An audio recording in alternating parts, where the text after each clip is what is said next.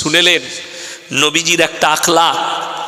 আল্লাহর হাবিব সাল্লাল্লাহু আলাইহি সাল্লাম নিজের হুজরাখানায়, মসজিদে নববীতে নিজের হুজরাখানায় আছেন।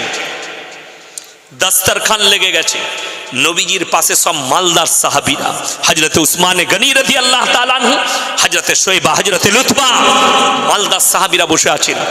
এক কোণে মসজিদে নববী একটা থাম্বায় ঠেস দিয়ে সাইয়্যিদনা বেলাল হাবসি মনে মনে ভাবছেন, আল্লাহর হাবিব কি আমার মতো একজন গরিব কৃতদাস লোকের বাগানে ঝাড়ু লাগায়, মসজিদে নববীটা পরিষ্কার করে, আজান দেয়, আমার মতো লোককে কি এই মালদার সাহাবীদের দস্তরখানে ডাকবেন?